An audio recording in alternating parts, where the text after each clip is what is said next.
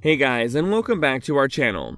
Indiana Jones and the Dial of Destiny director James Mangold confirmed in a new interview with Total Film magazine that Harrison Ford spends approximately 25 minutes of the sequel de-aged to appear around the age he was in Raiders of the Lost Ark.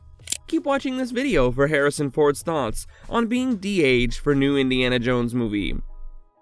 Does the film have a title? After years of going by Indiana Jones 5, the film's title was officially revealed alongside its first teaser trailer debut on December 1. The film will be called Indiana Jones and the Dial of Destiny. What's it about? In Indiana Jones and the Dial of Destiny, everyone's favorite archaeologist picks up his pinched front fedora and bullwhip one final time to retrieve a legendary dial that can change the course of history.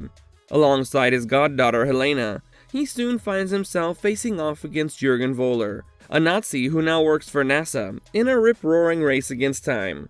The film starts in the 40s, featuring a de-aged Ford, and picks back up again in 1969 amid the space race. Who's starring in the film? Phoebe Waller-Bridge, Mads Mikkelsen, Toby Jones, Boyd Holbrook, Shawnette Renee Wilson, Ethan Isidore, and Antonio Banderas are co-starring along Ford. Director James Mangold tells EW that Waller-Bridge will play Indy's goddaughter Helena. He describes the character as a catalyst for the film. She's a daughter of a friend of Indy's, who we will also meet in the movie, he explains. Helena's gotten herself in a bit of trouble, and brings that to Indy's doorstep. She's a character who's a wonderful set of contradictions. Charming and brilliant, but also a lot of trouble. Meanwhile, Mikkelsen will play the villainous Voller, inspired by real-life Nazi-turned-NASA engineer Werner von Braun. Holbrook plays his lackey Klobber. John Rhys Davies Sala, who was seen in the third film, The Last Crusade, also returns. But Jones' son Mutt Williams, played by Shia LaBeouf in the fourth film, will not be in the sequel.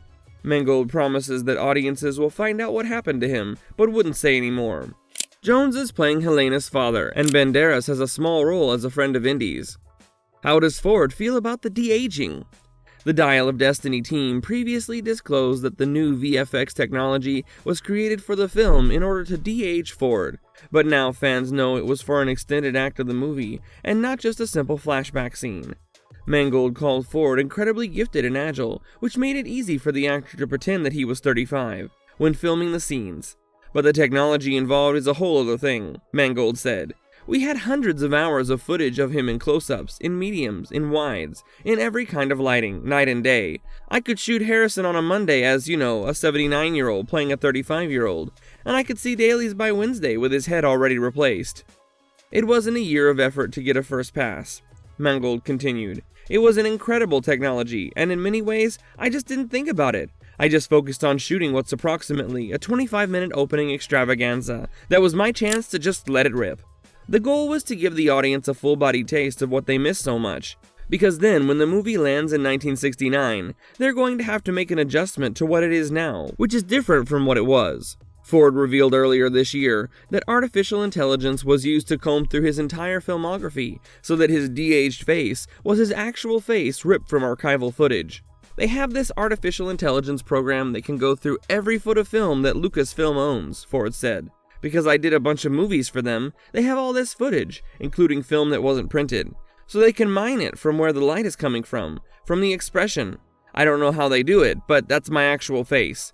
Then I put little dots on my face, and I say the words, and they make it. It's fantastic. Indiana Jones and the Dial of Destiny takes place in 1969 and is set against the space race as Indiana Jones works to prevent the re-emergence of Nazism. The opening sequence takes place in 1944, hence the need to de-age Ford. My hope is that although it will be talked about in terms of technology, you just watch it and go, oh my god, they just found footage.